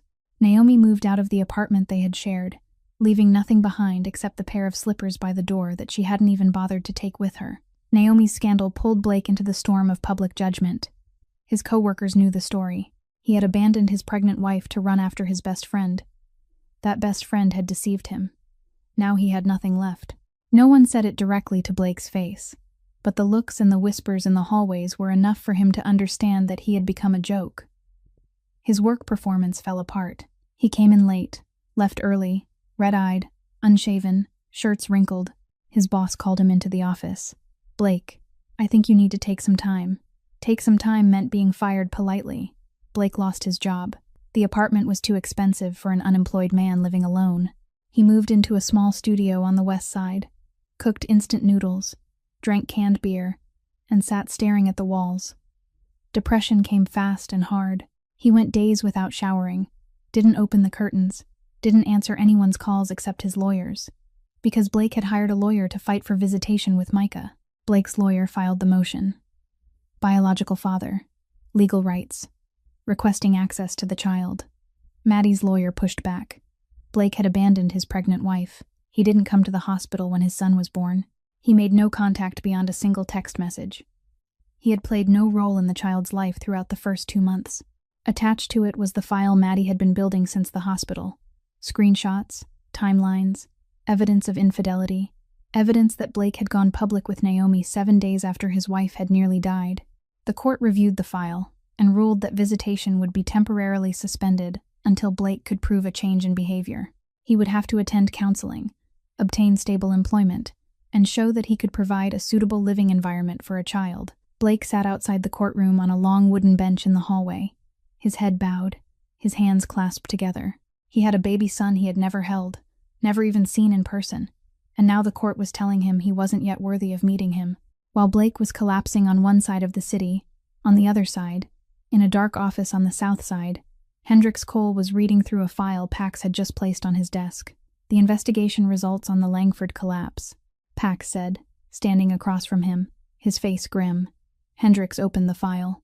Inside were copies of internal emails between Blake Ashford and his direct supervisor at the event management company. The first email, sent 3 weeks before the night of the party, contained a warning from a structural engineer that the steel beams on the 3rd and 4th floors were severely corroded, that the load-bearing walls had visible cracks, and that the building should be closed until repairs were completed. The second email was the reply from Blake's boss. "The event is sold out. We are not canceling. Keep quiet." The third email was Blake's response to his boss. "Understood. I won't report it." Blake knew. He knew the Langford was at risk of collapsing. He knew the structure on the 3rd and 4th floors was dangerous. He received the engineer's warning email, and he chose silence because his boss had promised him a bonus. Then he brought his 7-month pregnant wife into that building. Hendricks finished reading and closed the file. Slowly, Pax looked at him. He knew, boss. He knew the building was dangerous, and brought his wife there anyway. And when it collapsed, he saved Naomi instead of her. Hendricks said nothing. He laid a hand on the file and clenched it so hard his knuckles turned white. Then he spoke, his voice low and slow. "Not yet. It's not time yet." Micah was 6 months old when Maddie saw Hendricks again. No arrangement, no warning, in the most ordinary place possible, a grocery store. Maddie was pushing the cart, Micah sitting in the child seat at the front, holding a plastic teething ring in his hands. She was trying to reach a box of oatmeal on the highest shelf, rising onto her toes, stretching her arm, nearly knocking over the boxes beside it. Then a hand reached up from behind her, took the oatmeal down, and set it in the cart. Maddie turned around. Hendricks. He was standing there in a black coat, one hand in his pocket, the sharp planes of his face, the same face she had seen through dust and darkness on the night the Langford collapsed. But today, under the harsh fluorescent lights of the grocery store, he looked more ordinary, still intimidating in the way large, quiet men are always intimidating, but his eyes weren't. His eyes looked at her, then at Micah, and something softened in those dark eyes. "You," Maddie said, her voice touched with surprise. "You were the man there the night the building collapsed?" Hendricks gave a slight nod. "I remember you. I never thanked you. You don't have to." Silence. Micah looked at Hendricks, tilted his head, then broke into a wide grin. The carefree kind of smile only a 6-month-old baby can give, one who hasn't yet learned to fear anyone. Hendricks looked at Micah and gave the faintest furrow of his brow, as if he wasn't used to babies smiling at him. "My son." "Micah," Maddie said. Hendricks nodded. "Healthy." It wasn't a question. It was an observation, as if he had known this child was healthy long before meeting him. Then he said, "You look better too. I'm trying." Hendricks looked at her for one more second, then gave a small nod. "Good." He turned and walked away, disappearing behind the rows of shelves. Maddie stood there with her hands on the cart, her heart beating a little faster for reasons she didn't understand. She shook her head and went back to her shopping. That evening, Maddie borrowed Ruth's car to buy diapers at a late-night store on the south side, because it was closer to home and cheaper. On the way back, the gas needle slipped onto empty, and the car died in the middle of the south side. 10 o'clock at night. The street nearly deserted, the streetlights flickering. Maddie sat inside the car, Micah asleep in his car seat in the back. She tried starting the engine again, but it wouldn't turn over. Out of gas. She looked around. No gas station nearby. No open store. Only old buildings, dark windows, and the throb of bass from somewhere down an alley. She picked up her phone, about to call Ruth, when she heard voices coming from the alley less than 10 meters from her car. A man's voice. Low, sharp, familiar. Hendricks. Maddie looked through the windshield. In the dark alley, under the weak yellow light from a bare bulb hanging outside someone's back door, she saw Hendricks standing straight-backed in front of a man kneeling on the ground. The man on his knees had a bruised face, blood running from his nose, his hands tied behind his back. Pax stood beside him with his arms folded.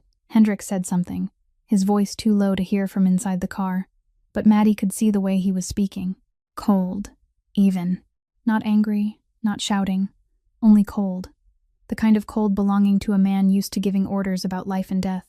The kneeling man begged, his voice shaking, and Maddie caught fragments of words. "Please, and I'll pay." Hendricks didn't move. He just stood there with both hands in the pockets of his coat, looking down at the man kneeling at his feet, and his face held absolutely no expression. No pity, no anger, nothing at all. Only emptiness. Then Hendricks signaled Pax with a small nod. Pax stepped forward, yanked the man to his feet, and dragged him deeper into the alley. The man was crying.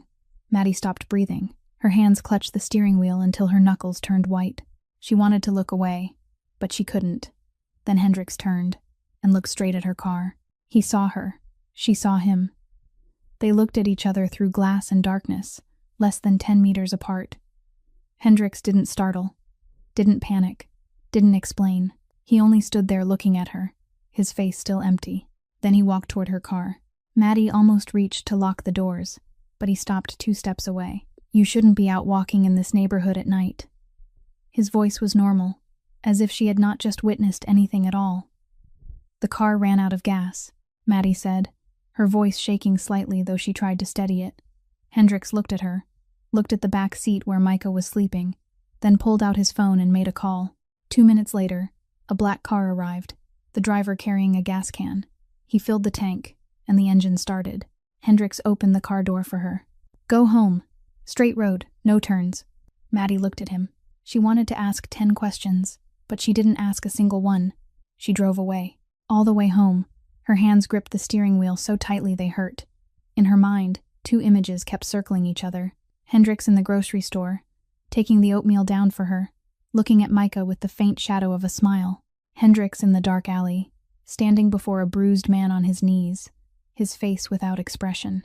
The man who had pulled her from beneath the concrete was also the man who could make other men fall to their knees and beg. The hands that had lifted her that night were the same hands that gave orders in the dark. When she got home, Maddie carried Micah inside, laid him in the crib, sat down on the bed, and looked at her own hands. Then, in the darkness of the small room, she whispered to herself, "Am I walking from one mistake into another?" It took Maddie 3 days to decide. 3 days of lying in bed staring at the ceiling after Micah fell asleep, her mind spinning between the 2 versions of Hendricks Cole. 3 days of weighing the instinct for self-protection that told her to stay away against the quieter instinct that told her this man had something she needed. On the 4th day, she acted. She asked Ruth to watch Micah, took the bus to the old Italian restaurant on the south side, where she had once worked as a waitress. The restaurant was unchanged, the same dim yellow light, and the heavy, savory aroma of Italian cooking drifting from the kitchen. She walked in, looked around, and found the old manager. "I need to reach the man who used to sit at the back corner table. Dark hair, dark eyes, always came with another man, drank whiskey." The manager looked at her and hesitated. Everyone on the south side knew who sat at that corner table. "Are you sure?" "I'm sure." The manager wrote a phone number on a slip of paper. Not Hendricks's number, but Pax's. Maddie called. Pax answered, went quiet when she said her name, then said, "I'll pass the message along." 2 hours later, a black car pulled up in front of the restaurant. Hendricks wasn't driving. There was a driver. Maddie got in and was taken to a small cafe in Pilsen. Neutral ground, not anyone's territory. Hendricks was already seated at a table in the back, a cup of black coffee in front of him, while Pax stood by the door. Maddie sat down across from him, looked directly into his eyes. No hello, no thank you, no circling around it. "I saw you in that alley that night." Hendricks didn't move. His eyes stayed on hers, waiting. "I saw the man kneeling at your feet with his face bruised. I saw you order Pax to drag him away. I know who you are. Ruth said the Cole family is Mafia." Silence. Maddie swallowed, but kept her voice steady. "If I'm going to work with you, I need to know one thing. Only one thing. Ask. Have you ever hurt women or children?" Hendricks looked at her. For a long time, without blinking, Maddie felt those 3 seconds stretch into something closer to a full minute. Then he answered, his voice low and slow, every word distinct. "I've done things you wouldn't forgive. I'm not a good man in the way you define good. But women and children? No. Never. That's a line I don't cross." Maddie watched his eyes as he spoke. She had spent 3 years living with a man who lied every day, and she had learned how to recognize when someone wasn't telling the truth. Blake's eyes always dropped when he lied. Hendricks's held steady. "Then that's enough. For now." Maddie said it quietly. Hendricks tilted his head very slightly, as if he hadn't expected her to accept the answer so quickly. "You're not afraid?"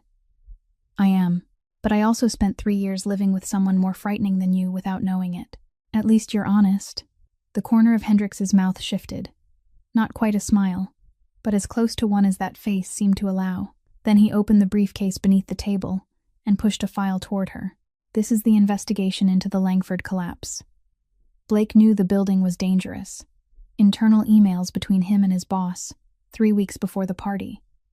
An engineer warned them the structure was weak. His boss told him to keep quiet. Blake agreed. Then he brought you there. Maddie opened the file and read. Her hand trembled slightly, but her eyes never left the pages. She read every email, every line, and felt that cold, familiar anger settle one layer deeper in the pit of her stomach. Blake hadn't only betrayed her. He had nearly killed her. He knew the building was unstable and still brought his 7-month pregnant wife inside. I want to take him to court, Maddie said, closing the file. You know, if you use my evidence, people will ask where you got it. I know. You should care about that. I have another recording.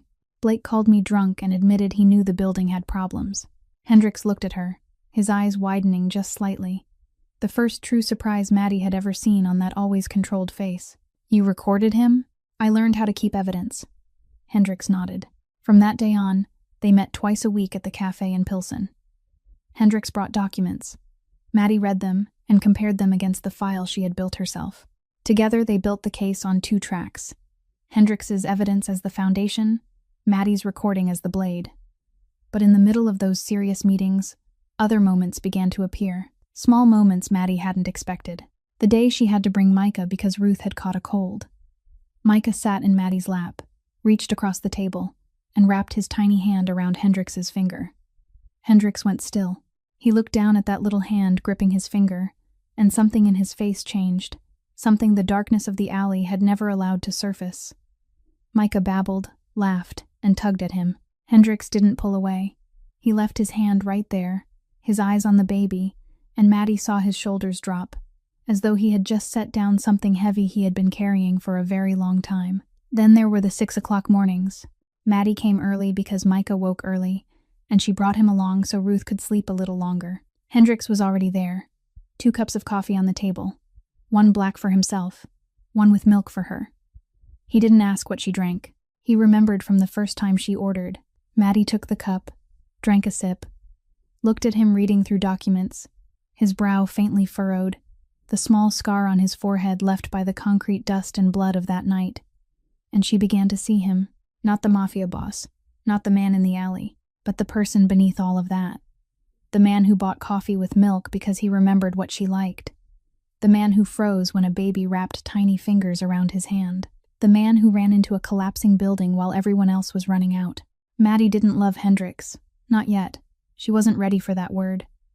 But she began to trust him. And after 3 years of trusting the wrong person, Maddie trusting anyone again was the most extraordinary thing she had ever done. Warren Cole wasn't a man who waited. When he learned that Hendrix had handed over the evidence from the Langford collapse to Maddie, he understood that warnings no longer had any effect.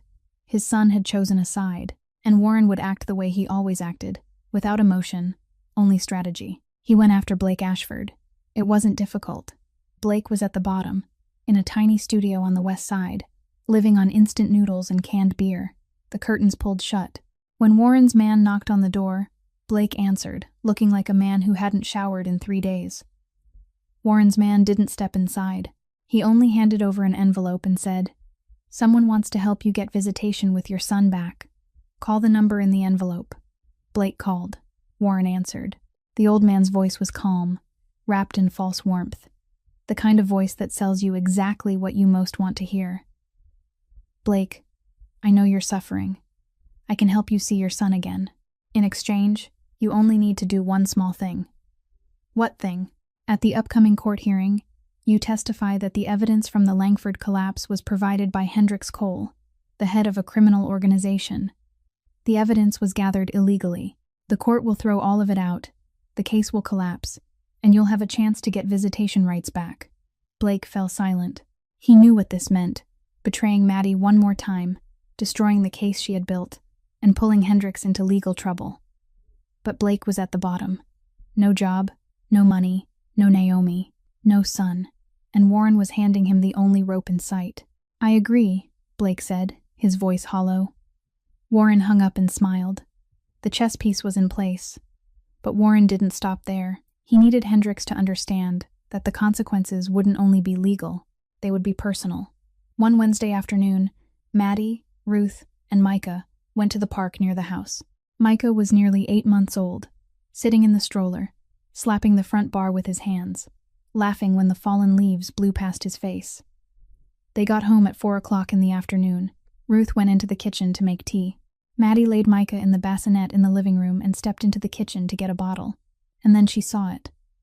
On the kitchen table, between the sugar jar and the box of tissues, there was a photograph, a picture of Micah. Micah asleep in his crib, photographed through the bedroom window from outside.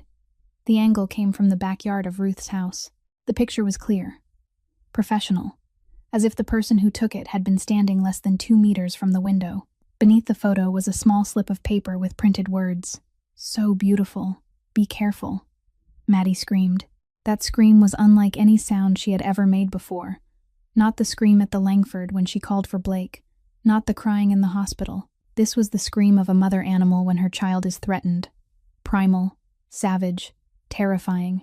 Ruth ran in, saw the photograph, and her face went white. Her hands shook so violently that the teacup slipped from her fingers and shattered on the floor. Maddie snatched Micah up from the bassinet and held him tightly against her chest, turning her back toward the window as if someone were still standing outside watching. She grabbed her phone and called the only number she could think of. Not the police. Not her lawyer. "Pax, tell Hendricks to come here, right now." Hendricks arrived in 10 minutes. He stepped into Ruth's house, looked at the photograph on the kitchen table, looked at the words beneath it, and his face changed. This wasn't hot, explosive rage. Instead, Hendricks's face settled into a lethal, quiet cold. What came over Hendricks's face was cold. Completely cold. Cold as steel. Cold as the night he stood in the alley before the man kneeling on the ground. But colder. He said to Maddie in an even voice, "Pack your things. Tonight you, Micah, and Ruth are not staying here." "Who did this?" Maddie asked, still clutching Micah tightly. "I know who. Does it have to do with you?" Silence. Hendricks looked at her. And for the first time, Maddie saw something else in his eyes. Guilt. Not much, only a flicker, but it was there. "Yes," he said, "my father." Maddie didn't ask anything more. She looked at him, looked at the photograph of her son on the table, then turned and went to pack. 20 minutes later, Maddie, Micah, and Ruth were sitting in Hendricks's car. Pax was driving. They were taken to an apartment in the Gold Coast, high up, with strict security, cameras at every corner, 2 men guarding the door around the clock. The apartment was clean, fully stocked, the refrigerator already filled with food, as if someone had prepared for this exact situation a long time ago. Ruth looked around, fear still in her eyes, but she said nothing. She held Micah, sat down on the sofa, and for the first time in her life let strangers protect her family because she understood that this danger was beyond anything she could handle. Hendricks stood by the door and looked at Maddie. "I'll deal with it." Then he left. That night, Hendricks went to Warren's mansion in the Gold Coast. Not alone, he brought Pax and 3 loyal underbosses. The confrontation took place in Warren's study. Heavy curtains, dim lights, the smell of cigars. "So you've come," Warren said without getting to his feet. "You touched her. You photographed the baby," Hendricks said, his voice so tightly controlled that Pax could see the vein rising in his neck. "You said weakness gets people killed. You're trying to prove it." Warren looked at his son, his eyes steady. "I'm protecting the Empire. By threatening an infant? By teaching you a lesson." Hendricks stepped forward 1 pace. Pax tensed, his hand touching his waist. Hendricks stopped. He knew that if he took 1 step more, everything would pass the point of no return. "Here's my offer," Hendricks said, lowering his voice. "You withdraw from all operations, completely. Go to Florida. No contact with anyone in the organization. And you don't touch anyone I protect. In exchange for what? The northern route. 40% of the territory. I'll hand it over to your allies." Warren sat up straighter. 40% was an enormous price. Nearly half the empire Hendricks had built over 10 years. Pax stood behind him, eyes widening, hands clenched tight. He wanted to say something, but held it back. Warren looked at Hendricks for a long moment. Then he nodded. Fine. One word. No further bargaining. No dragging it out. Warren knew when to press and when to step back. He had pushed his son to the edge and seen what he needed to see. Hendricks was willing to lose nearly half his empire for one woman. The weakness had been confirmed. Warren would use that knowledge later. But today, he stepped back. When they got back to the car, Pax couldn't hold it in any longer. You just lost 40% of your territory. 10 years of building. You lost too much. Hendricks opened the car door, looked up at the Chicago night sky, then looked at Pax. I lost territory, not people. Pax looked at him in silence. Then he nodded, got into the car, and drove off into the night. The hearing took place on a Monday morning in March, beneath a Chicago sky that was gray and cold. Maddie arrived at the courthouse at 8 o'clock, wearing a black coat, her hair tied back neatly, while Micah was in Ruth's arms on the bench behind her. She sat beside her lawyer with her back straight and her eyes fixed ahead. She wasn't trembling. She wasn't afraid. She had prepared for this day for months. Every screenshot, every line of notes, every sleepless night spent over Ruth's laptop. This was the day she claimed justice back for herself. Blake sat on the other side beside his own attorney. He looked nothing like the man in the gray suit who had flirted with her in the restaurant 3 years earlier. He was thin, pale, unshaven, his eyes hollowed out, his shirt so wrinkled it looked as though he had slept in it. He didn't look at Maddie. His gaze stayed on the table, his hands clasped together, fingers locked so tightly that his knuckles had gone white. The prosecutor opened the case. Blake Ashford was charged with deliberate, reckless endangerment and concealment of structural safety information, leading to the collapse of the 3rd and 4th floors of the Langford building and causing injury to multiple people, including his wife, a woman 7 months pregnant. The evidence was presented. Copies of internal emails between Blake and his direct supervisor. A structural engineer's report warning that the steel beams were badly corroded and the load-bearing walls cracked, and Blake's response confirming that he would stay silent. Blake's lawyer rose to object. He was a middle-aged man in an expensive suit, his voice steady and clear, and it was obvious Warren had paid well for him. Your Honor, this evidence was obtained from an unreliable source. We have reason to believe these documents were provided by Hendricks Cole, an individual suspected of leading an organized criminal operation on the south side of Chicago. Illegally obtained evidence cannot be admitted in this court. The courtroom murmured. The judge struck the gavel. The prosecutor glanced toward Maddie. This was the moment Warren had calculated carefully. If the evidence was thrown out, the case would collapse. Blake would walk free. Hendricks would be dragged into the legal fire. Everything Maddie had built would dissolve into smoke. Blake's lawyer continued. We ask that the court call Miss Madeline Ashford to testify regarding the source of this evidence. The judge agreed. Maddie rose and walked to the witness stand. She could feel the eyes of the entire courtroom turning toward her. Blake looked up for the first time, his eyes meeting hers, and she saw something in them that looked almost like pleading. She didn't look away. She didn't soften. Miss Ashford. Blake's lawyer stepped forward, his tone gentle but sharp. Do you have a relationship with Hendricks Cole? Mr. Cole saved my life and my son's life when the Langford collapsed. My husband left me trapped beneath concrete to save someone else. Mr. Cole was the only person who ran back in. That is the full extent of our relationship. But these documents? Did you receive them from Mr. Cole? Maddie looked straight at the lawyer. I don't know where those documents came from. But I have something else. Something I collected myself, with my own phone, from the defendant's own mouth. The courtroom went silent. Maddie turned toward the judge. Your Honor, I have a recording of a phone call from Blake Ashford. He called me one night while he was drunk. During that call, he admitted that he knew the Langford had structural problems, admitted that his boss told him to stay quiet, and admitted that he agreed because of a promised bonus. Maddie's lawyer stood and submitted the recording to the court, already notarized and technically authenticated by an independent audio expert. The judge allowed it to be played. The courtroom fell completely still. Blake's voice came through the speakers, shaky and drunk, but every word unmistakably clear. I knew the building had problems. My boss told me to keep quiet, to the bonus. I didn't think it would really collapse. I thought you'd be okay. Blake's voice rang through the courtroom like a funeral bell for his own life. Every word he spoke was another nail driven into the coffin of his case.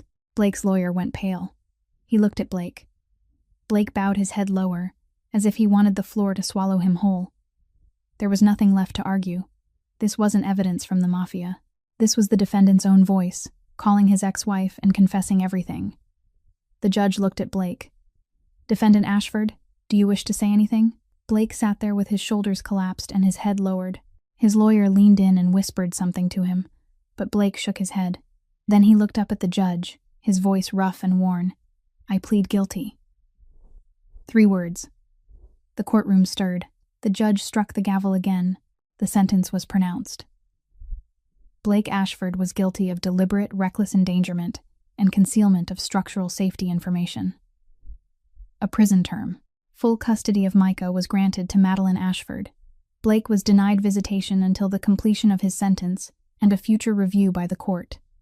Court officers stepped forward and took their place beside Blake. He stood up. Before they led him away, he turned and looked at Maddie. His eyes were red and wet, his lips trembling. "I'm sorry." Those 2 words crossed the courtroom lightly, hollow and empty, arriving 3 years too late. Maddie looked straight into Blake's eyes. She didn't turn her face away, didn't cry, didn't smile, didn't say a word. She only looked at him with the eyes of the woman he had deceived for 3 years. The woman he had left beneath falling concrete. The woman Naomi had humiliated in a hospital bed. The woman who had raised her son alone through white, sleepless nights, who had built every piece of evidence at 4 o'clock in the morning with milk on her shirt and swollen eyes from exhaustion.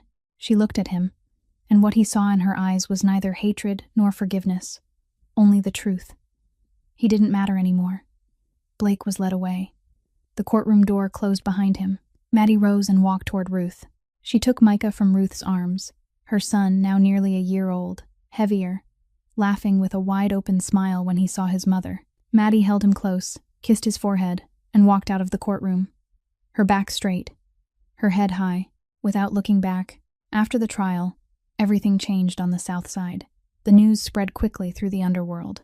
Hendricks Cole had handed over 40% of the Northern Territory to Warren's allies. 40% was nearly half the empire, nearly half the income, nearly half the influence that had taken him 10 years to build. His rivals smelled blood. Small-time players who once wouldn't have dared to cough in front of Hendricks began testing the edges, pushing into his ground, probing for weakness. A warehouse in Bridgeport was broken into. 1 transport route was blocked. 2 of Hendricks's men were beaten in broad daylight as a warning. Pax reported to him every day, his face tighter, his voice heavier. "They think you're weak.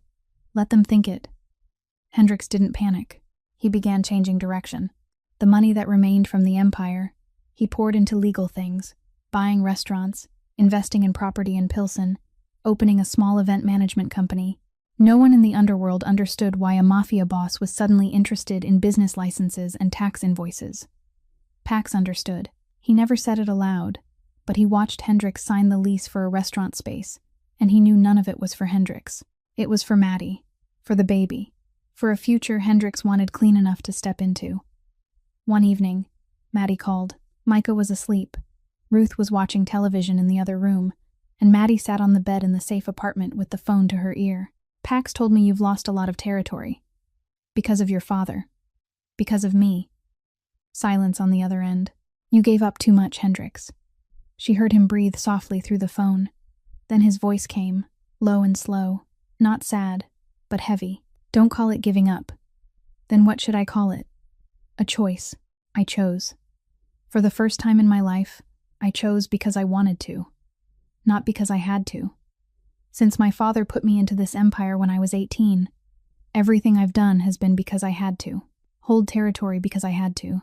Deal with traitors because I had to. Stay cold because I had to. But running into that collapsing building that night, no one made me. Helping you, no one made me. Giving up territory so my father wouldn't touch Micah, no one made me. I wanted to do it, that's all." Maddie sat still with the phone pressed to her ear, her eyes growing hot. She didn't cry. She just sat there and felt each of his words settling into her chest, heavy and warm at the same time. "Thank you," she said softly. "Don't thank me. Living well is enough." Hendricks ended the call. Maddie lowered the phone, looked at Micah sleeping in his crib, listened to the steady sound of his breathing, and for the first time she thought that maybe there were still good people in this world, only they didn't look the way she had imagined. 3 days later, Hendrix's phone rang at midnight. A number from Florida. He knew who it was before he looked at the screen. "You won." Warren's voice was calm. Not angry, not sad, only flat, like the surface of a frozen lake. "The trial is over. Blake is in prison. She has the child. You have her. Congratulations." Silence. Then Warren added, his voice dropping half a tone.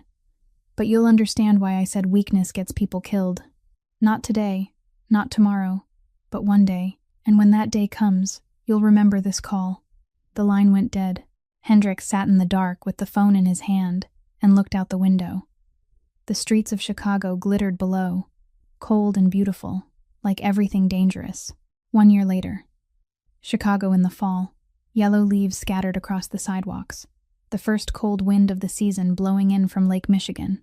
Maddie stood in front of a small one-story house in Pilsen, keys in her hand, looking at the sold sign planted in the patch of grass out front. The house wasn't big. 2 bedrooms, 1 bathroom, a small kitchen, a front yard with a low wooden fence. The white paint was a little worn, the roof needed work, and the living room window stuck when you tried to open it. But it was hers, bought with money she had earned. 9 months of managing the restaurant, Hendrix had quietly established for her a position with a salary that finally reflected her worth and allowed her to secure the mortgage on her own, enough to buy diapers and milk for Micah without having to look at anyone else's bank account. Maddie unlocked the door and stepped inside, breathing in the smell of fresh paint mixed with old wood. She set the first box down on the living room floor and looked around.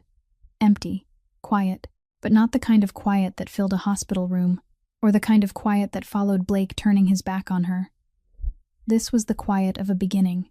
Micah came running in after her, nearly 2 years old now, his short legs wobbling, one hand grabbing at the doorframe, his mouth stretched into a delighted grin. "Ma, Ma." She lifted him into her arms, kissed his cheek, and looked out through the living room window toward the front yard. Ruth was outside, directing the boxes from the car into the house, grumbling about her back pain, but her eyes were smiling.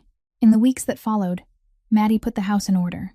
She painted Micah's room pale blue with her own hands.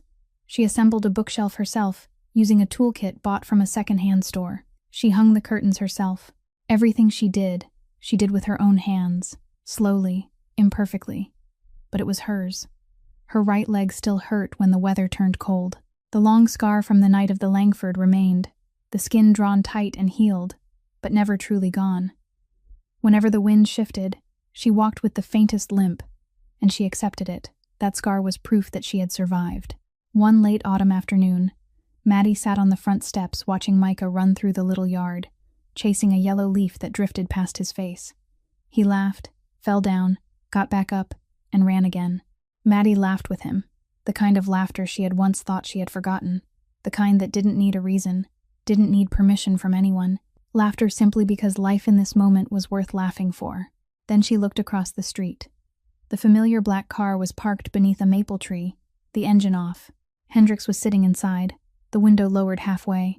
He didn't step out, didn't call to her, didn't do anything at all. He just sat there looking across the street, the way he always had, for longer than she could measure, waiting, not waiting for her to invite him, waiting for her to be ready, waiting for her to decide for herself, to come to him by her own choice, to choose, because Hendrix Cole understood that other people had made choices for Maddie for far too long, and he would never be the next person to do that. Micah spotted the car and ran to the fence, grabbing the wooden slats and waving his tiny hand.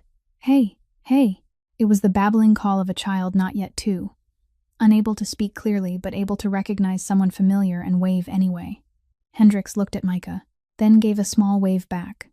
A brief wave, almost shy. Nothing like a Mafia boss. Nothing like the man in the dark alley. More like an ordinary man who didn't quite know how to play with children but was trying. Maddie looked at her son, looked at Hendrix, looked at the space between the fence of her house and the car across the street. The distance wasn't far. It had never been far. She had only needed time to walk across it. And today, she was ready. She rose to her feet, stepped down from the porch, walked to the gate, and opened it. She looked across the street at Hendrix in the car and said, her voice light and natural, as if this were something she said every day, "Come inside. Dinner's almost ready."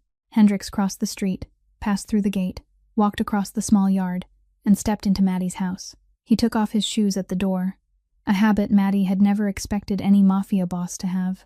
The kitchen was small, with a wooden table for four and a warm yellow light hanging from the low ceiling. Maddie had made chicken and rice, a simple meal, the same kind of meal Hendrix had once bought for her in the rain 3 years earlier outside the hospital. She didn't say that was why she had cooked it. He didn't ask. Micah sat in his high chair, his bib covered with rice, grabbing fistfuls of it and stuffing them into his mouth, half of it landing inside, half of it spilling out, laughing with the wild delight that only a child not yet 2 can understand. Ruth sat across from Hendrix, pouring tea into 4 cups, studying him with an openly cautious gaze. She didn't fully trust him. Maybe she never would. But she poured tea for him, and with Ruth, that already meant a great deal. Hendrix picked up his chopsticks. Though he was more accustomed to the silver forks of fine dining, he ate with a quiet, steady focus. He didn't say much, but he handled the simple wooden tools with the same deliberate grace he brought to everything else. Micah watched him, burst out laughing, pointed at Hendrix, then pointed at the rice on the table as if to say, "This man is funny." Maddie watched that and smiled softly, not a loud laugh, just the corner of her mouth lifting, her eyes brightening a little, the kind of smile she had thought she lost during those 3 years with Blake. Hendrix saw her smile, and he paused in the middle of lifting a bite of rice, only for a second. Then he kept eating, still awkward, but the corner of his own mouth tilted upward too, so faintly that only Pax would have noticed if he had been there. No one said "I love you" at that dinner table. No one made promises. No one talked about the future, about the Empire, about the scars, about Warren in Florida, about the road ahead. That dinner held only the sound of Micah babbling, Ruth saying "eat before it gets cold," the clink of chopsticks against bowls, and the warm silence shared by 4 people gathered around a small wooden table in a small house in Pilsen. Hendrix wasn't a prince. His world was still dangerous. His empire still wasn't entirely clean. Warren was still in Florida, still calculating, still waiting. The road ahead wasn't easy, but for the first time in her life, Maddie wasn't eating dinner alone. And for the first time, there was a man sitting at her table not because of duty, not because of a cover story, not because someone had sent him there, but because he wanted to be there. Some buildings collapse and bury everything beneath them. Some marriages are built on lies and crumble the moment the truth comes to light. Some men turn their backs and walk away, while the woman they claim is theirs screams their name in the dark. But there are also men who walk into the wreckage while everyone else is running out. Maddie had been buried by a false marriage, by false love, by concrete and lies, but she had dug herself back out, with her own hands, with anger that came at the right time, with sleepless nights spent building her case at 4 o'clock in the morning, with love for the tiny child in her arms, and the man waiting for her on the other side of the wreckage. He didn't pull her up so he could own her. He pulled her up because he believed she deserved to stand again. The greatest lesson of this story may be this: never let anyone turn you into a pawn in their game.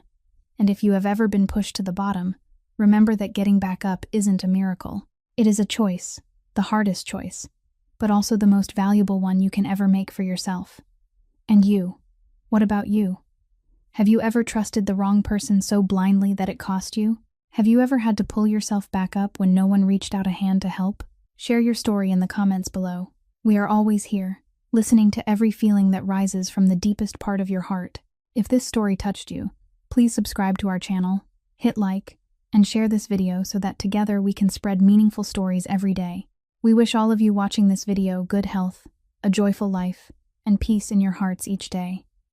Goodbye for now, and we will see you in the next video.